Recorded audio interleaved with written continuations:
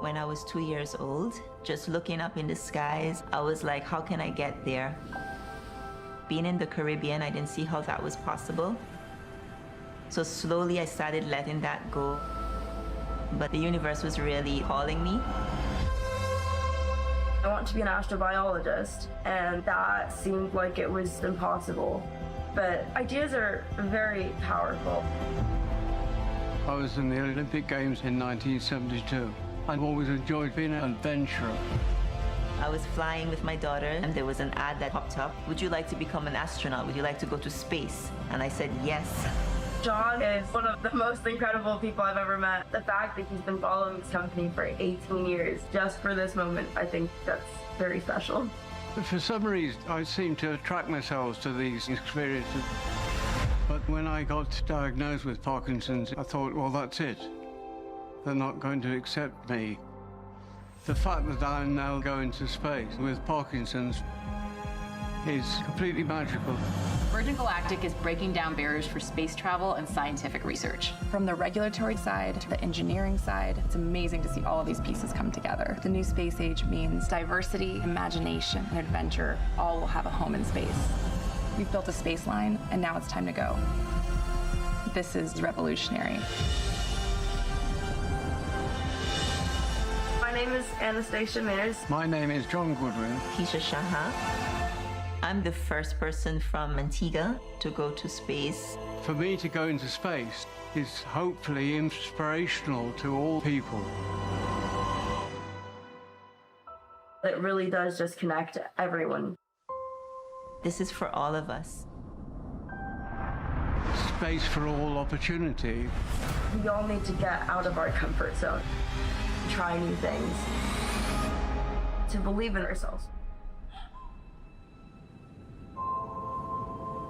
These are pre-space tiers. This is standard issue tiers, totally required for going to space. Welcome, everyone, and prepare yourself. There will definitely be pre-space tears. Thank you for joining us on this momentous day as we bring you coverage of our first private astronaut commercial spaceflight, Galactic 2.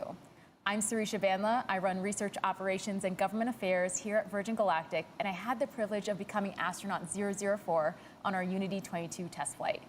We're coming to you live from our home at Spaceport America, set in the beautiful state of New Mexico here in the U.S. Days like today don't come around all too often. They're special days that mark moments where boundaries are broken and what we thought to be impossible is redefined. As you saw in the intro, the crew aboard our first private astronaut flight today are unique. They're history makers. They're not only achieving their own dreams, but they're also inspiring the entire world. On board, we have the first Olympian to go to space, the first astronauts from Antigua and Barbuda, the first mother-daughter duo to fly to space, and the youngest astronaut in history. And also, one of my personal favorites, this is the most women ever in a single space flight. And our mission is also majority female, which is huge given that less than 100 women have gone to space total in our history. The list goes on for this incredible crew, and I can't wait for you to get to know them more on this show. But first, let me introduce you to my co-host, our Mission Insights Specialist, Jonathan Ritchie. For those of you who have joined us before, you know that our Mission Insights Specialist will give you live play-by-play updates direct from Mission Control. So thanks for joining us again, JR. Thanks, Sarisha. What a pleasure it is to be in the studio with you today. I can't wait to get into this flight and share it with all of our viewers across the world. It's an absolute pleasure to have you here in the studio. And thank you. Can you tap into that special power of yours and give us an update on our crew and our vehicles? Yes, I can. So, as you can see, the vehicles are already airborne. We have, earlier this morning, observed a perfect takeoff from our runway here at Spaceport America with Eve, the mothership, piloted by astronauts Nicola Pacelli and Mike Masucci. Mothership Eve has completed the climb to launch altitude, which for today's flight is 44,500 feet. But in addition to that launch altitude, there's also a designated launch point within the airspace. Everything is looking fantastic. As I said, we're already at altitude. We're at 46,000 feet right now, and just a beautiful view you get from up there. I imagine our crew are taking it in, and they're preparing themselves as we get closer and closer to that big moment. Amazing. I can feel the anticipation, and I'm not even on board. Now, the individuals today on board bring with them a wealth of diverse motivation and wonderful stories that make them one of the most extraordinary crews to ever fly to space. And when I say it out loud, I really just can't help but feel immense pride. It's always been Virgin Galactic's core mission to broaden access to space, giving more people from all corners of the globe more opportunities to experience the wonder and awe of space travel. And today really feels like the start of something very special. Now, on board first, we have John Goodwin, an Olympian and one of the first Virgin Galactic ticket holders. He's waited 18 years for this. John is joined by Keisha Shahoff and Anastasia Myers, a Caribbean mother-daughter duo who won their seats in a draw that raised funds for nonprofit Space for Humanity. These three remarkable individuals show that the barriers that once existed to becoming an astronaut are being broken down. Now, to date, fewer than 700 people have traveled to space. And not only that, but the rich diversity of humankind is still really truly to be represented. And we're here to change that, beginning with an 800-strong community of future astronauts that come from astonishing 60 different nations across the globe. And some of them will be the first of their nation to experience space. And that is certainly true of today. And I know we have a lot of future astronauts joining us from around the globe here on our live stream. So a huge shout out to all of our future astronauts in that incredible community. You know, Sarisha, that's what I really love about Virgin Galactic. We're allowing people that chance to realize the dream of going to space, a dream that I hope to realize myself one day. I know you'll get to space one day, JR. I'm excited.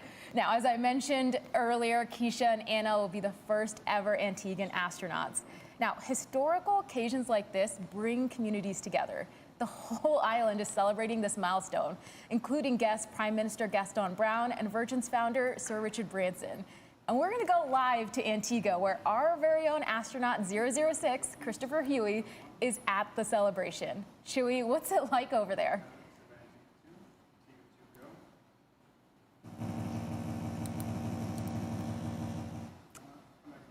All right, it looks like we have a few technical difficulties, so we'll try to check in a little bit later. But I saw some of the celebration, honestly, a bit earlier, and it looked amazing. There was a huge crowd there supporting Anna and Keisha. We saw Chewy give a presentation about the flight to the crowd. It just looked like all of them were having an incredible time. So we'll try to check in a little bit later. Now, we know that space has this amazing ability to bring people together, and that was on full display in Antigua. But there's also a lot of other parties going on as well. And we'll go in and check on those a bit later. So, it's just couldn't be more excited. Now, what looks like, let's go and check in on the people on board. Their stories are so inspiring, and I can't wait to get to go into their stories and have our entire audience join them on their journeys. Now, John Goodwin, let's start with astronaut 11, an Olympian and one of our first ticket holders. Let's take a look at John's story. I've been waiting a quarter of my life on this Earth to go into space. I'm 80 now. The fact that I'm now going to be doing this, it's completely magical. I watched the landing on the moon with great interest in 1969, and it's incredible to think that I'm here. John is such an interesting man. He is one of the most incredible people I've ever met. He's such a daredevil. This guy lives. I kayaked in the Olympic Games in 1972. I organized an expedition of 14 people. The record still stands today. I seem to attract myself to these sort of things. When I got diagnosed with Parkinson's, I thought, well, that's it. They're not going to accept me. We're going to space despite the Parkinson's. This attitude of space for all is a wonderful thing. Hearing his story makes me realize I'm going to be sharing this mission with such an amazing human. To space. This opportunity is completely unreal. For me to go into space and defy Parkinson's is hopefully inspirational to all people.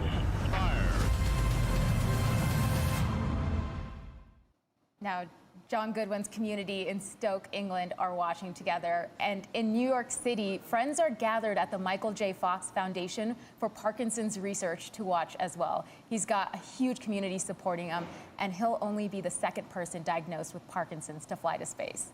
Next up, we have Keisha Shahoff, astronaut 12. Keisha won 2 seats through a philanthropic fundraising sweepstakes benefiting Space for Humanity, a nonprofit organization. Their mission, to send more diverse humans to space and change perspectives, resonated with Keisha and encouraged her to enter. Let's take a look at Keisha's journey. In my dreams, I'm always flying. 3, 2, 1, release. I've lived all my life by the water, but I feel more connected in the air. My first interest in space really started when I was 2 years old, just looking up in the skies. How can I become an astronaut? Being in the Caribbean, I didn't see how that was possible.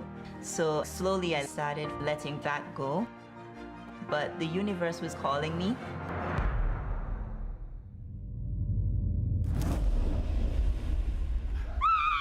You're going to space! So you would be the first astronaut from Antigua, of course. Making history. You're making history. It's a very inclusive mission. My lifestyle is very much grounded. The same way that I live is how I educate and I help others in my coaching program. I hope to inspire people in this region to get beyond their limitations. When I was asked the question, I won 2 seats, who's coming with me? Anna looked over at me and she says, Mom, if anyone is going with you to space, it's going to be me. I feel like to be successful in this life, you have to be able to bend and stretch yourself. It's an adventure of humility and humanity. How can we come together to make this realistic for everyone? This is our mission. This is for all of us. Okay, Keisha's reaction to being told she's going to space just embodied an incredible amount of excitement. And to make Keisha's experience even more remarkable, she chose her youngest daughter, Anastasia Myers, astronaut 13, a college philosophy and physics student, to be her companion. Let's get to know Anna. Every time I look at the stars, it almost feels like I have a place in the universe. It reminds me that like everything happens for a reason. I've always been interested in any sort of science. I think it was in about grade 3 or grade 4 we started learning about astronomy. That made me so deeply interested in finding out what else is out there. I'm studying philosophy and physics in University of Aberdeen in Scotland. I want to be an astrobiologist. That thought seemed like it was so almost impossible. I do believe if she puts her mind on whatever it is she wants, I know she will achieve it.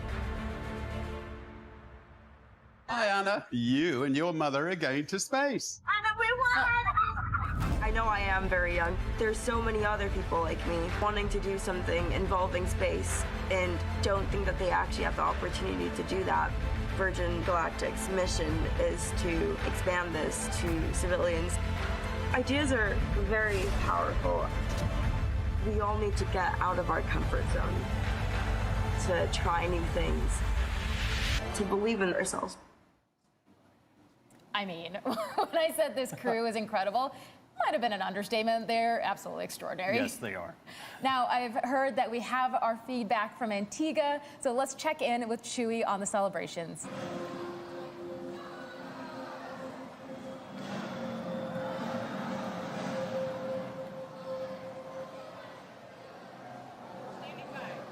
Make sure they know to bring the audio down.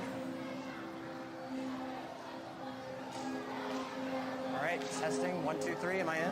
We're good?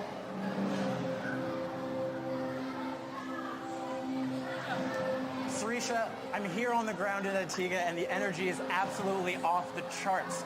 Now, we're coming right off the heels of Carnival, and we are gathered here for an amazing watch party where the people are gonna go crazy! Space has this amazing ability to bring people together, and we've got waving flags, we've got music, we've got dancing, maybe a little rum, I don't know, but everyone here is really excited for Keisha and Anna. Back to you in the studio, Sarisha. Amazing. I can feel the celebration. It's amazing. I can feel the energy. It's incredible. Now, going to our pilots who are going to be taking our dynamic crew to space, I want to introduce our commander of Unity, astronaut CJ Sturkow, a retired Marine test pilot and former NASA astronaut. Sturkow is a veteran of 4 space shuttle missions and 3 Virgin Galactic Unity missions. He's the first person to launch to space from 3 different states. Piloting Unity today is Kelly Latimer, who has logged more than 6,700 hours in her 32-year flying career. Kelly also operates as our Senior Director of Flight Test. This will be Kelly's first space flight, and she'll become one of only a handful of women to pilot a commercial spacecraft. And joining the crew in the cabin is my fellow Unity 22 crewmate, Beth Moses. Beth is our chief astronaut instructor overseeing all the training and preparation of the Galactic 2 crew. Beth is flying with the crew to continue to evaluate the spaceflight experience for our future astronauts. Now, speaking of our future astronauts, JR, how are we looking? Well, we are about 4.5 minutes out from release. That's an estimate based on our expected time of arrival at the release point, and that gets closer and closer to being accurate as we get closer and closer to that release point. So at this point, 4.5 minutes out, that's a fairly accurate estimate. All right, you know, space flight is not just a trip to space. I know we're following our crew to their release altitude, but it's an experience that starts well before the rocket lights. And this crew has an amazing amount of supporters behind them. Their friends, families, and communities around the world they're inspiring. Let's take a look at some special messages sent in for this crew. Former NASA astronaut Ron Guerin here. I can't wait for you to hear 3, 2, 1, release, release, release. Keisha and Anastasia, good luck on your space trip. You truly are an inspiration. My heartfelt wishes for a safe and a meaningful spaceflight. Remember that you carry with you the dreams of so many others as you carry us all closer to the stars. Anastasia, now you are representing the University of Aberdeen in space.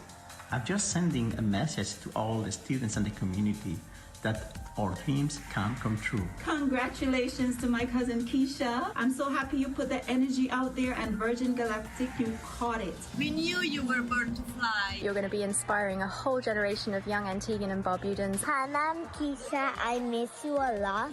And I'm happy your dream came true. Good luck to the entire crew, and especially Anna. We're so happy for you. We're supporting you, and we're all here for you. This is just a huge historic moment. I'll be watching from here in Australia. Here in the UK. From Antigua. From Iceland. From Edinburgh. Godspeed. Bring me back a Mars bar. Now, as astronaut Ron Guerin said, at this point, we're getting close to our release point. So I'll turn it over to our Mission Insight specialist, Jonathan Ritchie, to take us through some of those final checks and talk us through what happens after release as well. Thank you, Sarisha. So at this point, the pilots are ensuring that the spaceship is in its launch configuration. You know, after I just said that time estimate's pretty accurate at this point. Well, we went and adjusted it. So we're about 3.5 minutes out right now and currently conducting our L-4 checks. That's a series of checks that we accomplish at designated points on our flight profile to ensure that the spaceship is go for launch. This is also when Spaceship Unity will isolate its air supply from Eve and prime the rocket motor by opening the backup oxidizer valve. Once these actions are complete, the pilots will seek clearance for release from the MCC, that's shorthand for the Mission Control Center. The MCC team consists of experts across various departments and disciplines within the company, and they're verifying these checks with our crew every step of the way. For me, this is where I really start to feel the anticipation building and get excited. I can only imagine what it'd be like to be on board right now. This is really the time when the anticipation builds. All you're thinking about is that release point and getting into that boost, and honestly, getting into space. It's gonna just, it's so exciting. And I just heard the L-4 checks are complete. So as you just mentioned, that release point, right after that, the crew lights the rocket motor, and Unity's trajectory to space starts in that horizontal release position before turning towards space, a maneuver that we refer to as the gamma turn. And then the rest of the rocket motor burn occurs in the vertical. We're now 2 minutes out from release. The rocket motor boost was one of my favorite parts of the flight. Seeing the Earth drop away and seeing space come into view is just absolutely exciting. And of course, our vehicle gives our customers the best view of Earth with the amount of windows we have. Yes. So we are go for release on time. That's about 1:40 from now. As you mentioned, that view from Earth, when the rocket motor burn is completed, the pilots will command the ship to feather. That's rotating the tail and the aft section of the wing up to about 60 degrees. And that starts a backflip maneuver for our spaceship. And it orients the vehicle such that all of those windows overhead are providing just a fantastic view for everyone on board to be able to look down at the Earth below. All right, so we're about 1:10 away from release at this point, 1 minute. And I can see the crowds in Antigua, and they're excited. I can see the crowds here at Spaceport America getting ready to cheer our crew on their ascent to space. So the last set of checks that will be done, we refer to as the L-30, or 30 seconds to release. And that's when the Spaceship Unity pilots ready and arm the launch pylon. And that allows, once we get to the designated point in our flight profile, for the mothership pilots to engage the release and set Unity free. We're now 30 seconds away from release.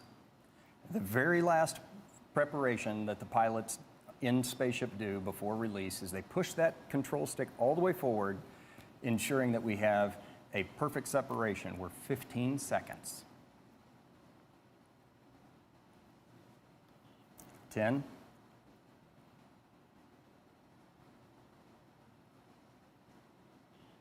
5, 3, 2, 1. Release, release, release.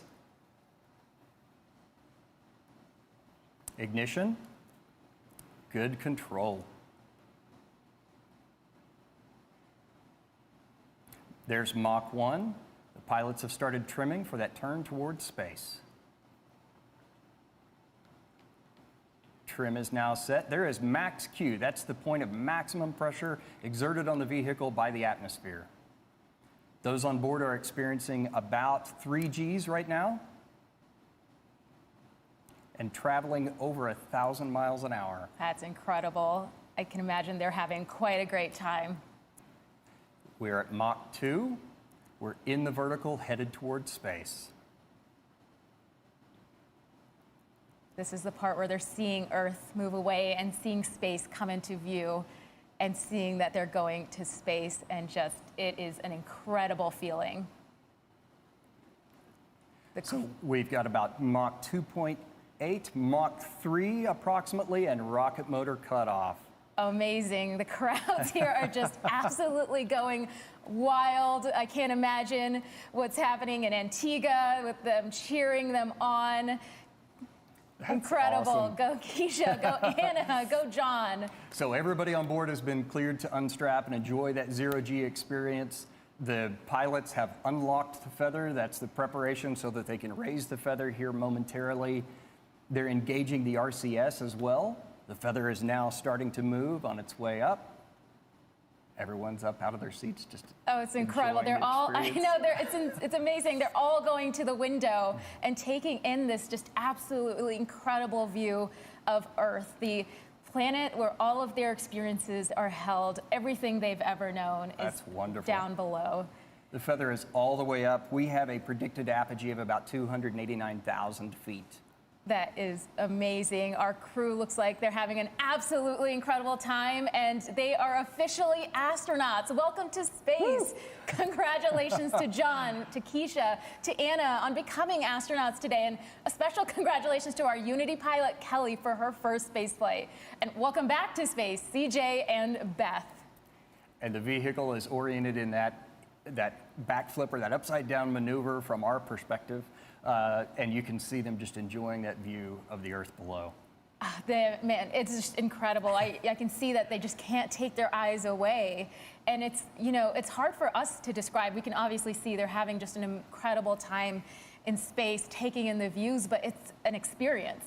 It's the silence, it's the views, it's seeing our brilliant planet against the matte black of space. I can't imagine what, I can't imagine what they're going through right now, and I can't wait to hear about it. Yeah, well, we just achieved our apogee at 290,000 feet. That's 88.5 kilometers. Amazing. And apogee is actually a very unique part of our experience. It's when our vehicle begins that descent back down to Earth and everything stands still.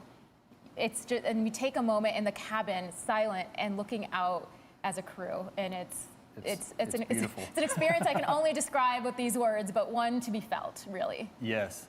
So the pilots have initiated the motion to return the vehicle around, complete that backflip all the way around, and orient us for the re-entry. They've just made the return to seat call. They do that before we get to about 0.1 Gs. The pilots tell the passengers when to return to their seats, and then it's something that our training team has made very natural and intuitive, even though you're in that reduced G environment. Yeah, absolutely. During the days up leading to training, it's something that all of our crew practice. Our cabin is very purposefully designed to allow for our crew to get back into their seats. And even on re-entry, the amount of G's that you feel, but it's designed that anyone can do it, as we've seen today. And the views are going to be amazing on the way down, too. So when we talk about space travel, right, with the boost, everybody recognizes that as exciting and thrilling, but the re-entry is actually quite thrilling as well. And we have shock waves that form over the top of the vehicle. Right now, they're experiencing the max G on re-entry of about 3.5. We're supersonic, so if you're outside here at the Spaceport America, you should hear a double sonic boom as spaceship once again breaks the sound barrier on re-entry. We just passed subsonic. Amazing. And the crowds, again, are just cheering on our entire crew. They're going to be able to see the vehicle as it comes down to land, and our crew here are also going to be they're going to be able to see Spaceport America. They're going to be able to see their, see that their family and their friends are there cheering them on as they come back and return to Spaceport America. So we've passed below 60,000 feet. Once we get to about 53 to 55,000 feet, we'll command the feather down. That'll result in the nose of the spaceship dropping. And then once the feather is down and locked, which it's now moving, the crew will pull back on the stick and make a gentle return to level flight. I remember during the re-entry, I just could not stop looking out the window. The landscape of New Mexico is just very indicative of this planet. It's beautiful, and it's really just amplifies going to space, looking down on just the beautiful planet you've just left. And the feather is now down and locked. So the pilots are starting that gentle pull back to straight and level flight. Spaceship is now a glider, so it's all about balancing that potential and kinetic energy. If they want to go faster, they push the nose down, and if they want to go slower, they pull back and bring the nose up. It's absolutely incredible. G2 is a flight for the history books. The crew on board are on the leading edge of broadening space access and are taking the first steps in hopes that others may find it easier to follow their lead. Now, Keisha and Anna have become astronauts today thanks to Space for Humanity, whose mission is to expand access to space for everyone. And to talk more about their mission and their purpose, we actually have a special guest in the studio, Space for Humanity's Executive Director, Rachel Lyons. Rachel, welcome to the studio. Thank you so much for having me, Sarisha. It's such an honor to be here. Oh my gosh, you must just be absolutely pumped. So before we talk about Keisha and Anna, I know we all want to, I wanted to ask, could you tell us about Space for Humanity's mission? Absolutely, yeah, and I am so excited. The team is so excited. It's such a dream come true to see this happening, to see Keisha and Anna and John going to space. I'm like pinching myself here watching this whole thing come to fruition. And so Space for Humanity, we're a nonprofit organization founded by Dylan Taylor, who's a space investor and founder and CEO. And our mission, as you have been mentioning, is to sponsor people from all over the world to go to space. Yeah. Also, as you guys have both been mentioning, when people go to space and they look back down at our planet as this interconnected, fragile, beautiful, finite planet, it changes a person's perspective forever. Yeah, as you spoke about so beautifully, yeah. And so we're really passionate about giving that perspective to as many people as possible by sending people who can be representatives for different areas and nations and places that haven't necessarily had exposure to this. And then so they can come back down and be that for the people from their country, the people in their communities. Yeah, I mean, could you talk a little bit more about that? What impact do you see your citizen astronauts having, or what impact do you hope that they'll have upon return to Earth? Yeah, so we've sent 2 people to space so far. Of course, we're so grateful for this partnership with Virgin Galactic to send Keisha to space, and then more soon, no announcements yet though. And so in terms of the impact that we hope that they have, I would say that it's different depending on the person. And we can't predict what that is. But what we're looking for is people who are committed to making a difference in their communities, people who have a track record of success, people who have a track record of doing things that make a difference in the world, people who are natural leaders. And so the hope is that each of them come back down and make a difference in a way that's true for them. And like I said, we can't predict that. It's not prescriptive. And depending on the cares and the passions of the individual, it'll look different. Absolutely. And so that's the cool thing about Keisha and Anna going to space and just watching, the people that are impacted and their unique message that Virgin Galactic has done such a beautiful job of capturing. It's just amazing to watch. Yeah, I mean, actually, speaking of Keisha and Anna, you've seen their journey from when they were selected. You were there. Yeah. So maybe you could talk about, being there, Keisha's reaction to her journey training for spaceflight, being here on site, and then you saw her go to space. What impact have you already seen that journey make? Yeah, so we were there just about 2 years ago, a little bit less than 2 years ago now. Myself, Richard Branson, some other Virgin Galactic team members, and other people that were part of the campaign. And so I had the honor of going to Keisha's house, and we knocked on her back door and we surprised her. And Richard Branson's face just, greeting her when she opened the door. That's where we saw the screen. Yeah, exactly. That's you saw in person. Exactly, exactly. And so, that was a dream come true, because that was the first time we had ever given someone a ticket to space. That's incredible. And so to watch this now 2 years later, and also to watch the impact that she's having on Antigua. I mean, I've been to a handful of space launches at this point, and I don't think I've ever met someone from the Caribbean at one of these space launches. And so now there's reporters, there's people from Keisha's community, there's people who are telling me what their flag means and what it means for them as a nation to have Keisha be going to space, Keisha and Anna. Yeah. It's incredible to watch, and she is an inspiration. They are both inspirations for so many different demographics, so many different groups of people, and as I've mentioned before, their messages are profound already, and they haven't even seen the Earth from space yet. Yeah, I mean, they represent such an incredible community. Of course, Antigua, Barbuda, Caribbean, mothers, daughters, college, university students, women. It's the boundaries they're breaking is just absolutely mind-blowing, and they're just the first. There's going to be many more. So I know you're eager to get back and cheer them on as they come into land, but anything you want to say just to close out and, just tell us about your excitement for Keisha and Anna landing and being there to cheer them on. Yeah, no, I mean, I guess all I'll say is I've had the pleasure of spending some time with Keisha.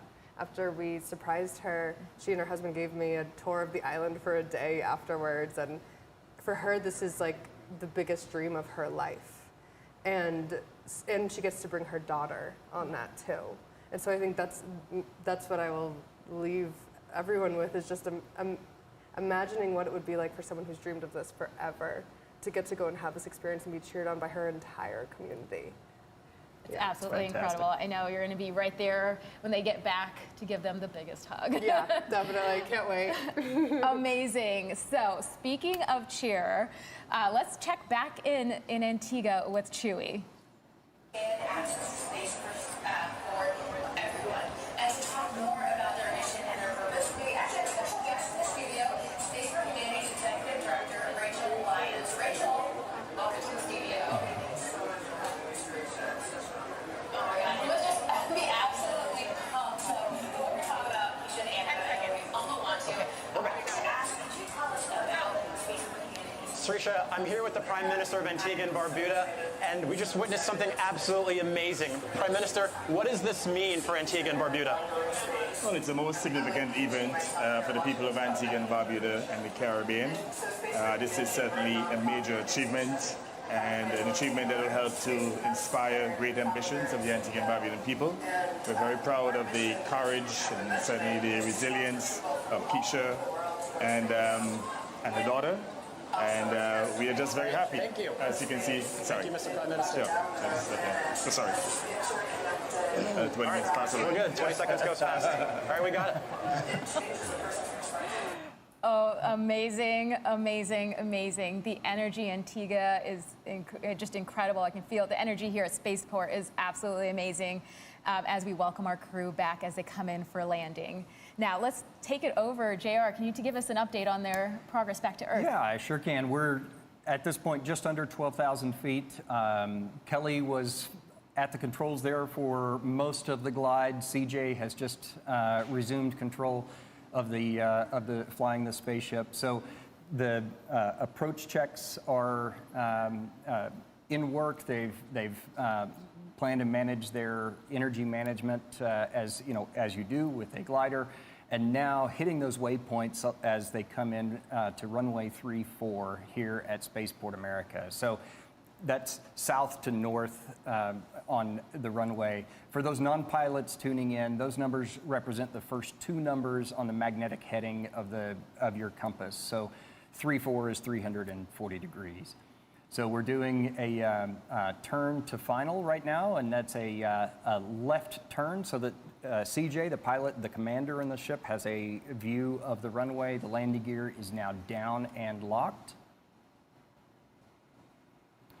And we're about 7,500 feet. Amazing. Again, I've said this before many times, but the crew have this incredible view, not only of the New Mexican landscape, but of our spaceport facility, which is this incredible facility where they spent the last few days bonding with their crew and training with their crew. So, of course, it holds a special part in their hearts, and they get to see that view on their way down. So we're 1,000 feet above the runway. The runway here is about 4,500 feet or 500 feet. Pre-flare, that's pulling the nose up and taking advantage of the ground effect. It's extra lift you get when you're close to the ground. We've crossed the threshold. That's the beginning of the runway.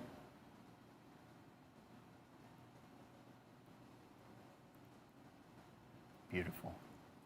And touchdown of the main gear. Now CJ's going to hold the nose gear up for a little bit. That helps bleed off the energy that the spaceship has, using the air drag associated with that.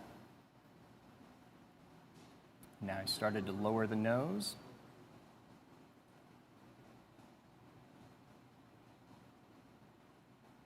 And the nose gear is now down. So at a designated airspeed, the pilots have the option to apply the brakes or not. They can let the vehicle roll to a stop. We have plenty enough runway here. They are applying the brakes today, so. We have 12,000 feet of runway here at Spaceport America. 12,000 feet of runway and 200 feet wide, so plenty of room. And full stop. Oh my gosh, amazing. That is absolutely incredible. What a beautiful landing. Congratulations to everyone on board. We saw beautiful flying from our Eve crew and brilliant work by our chase pilot, all of whom are still in the air right now.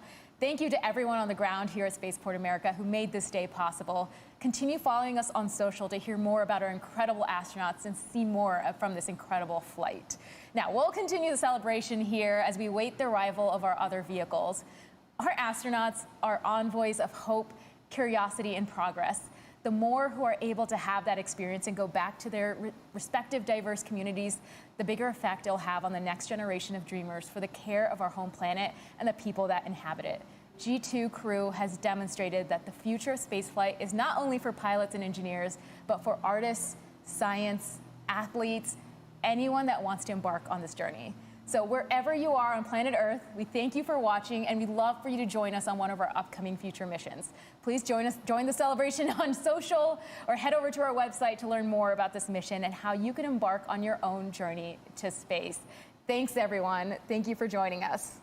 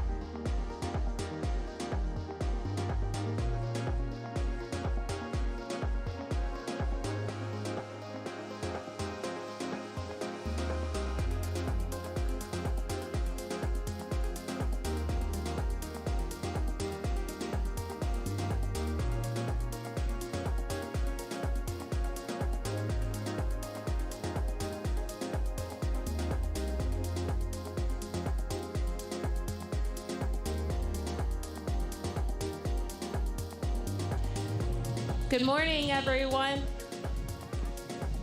I'm sorry. We will have our Unity pilots heading back shortly.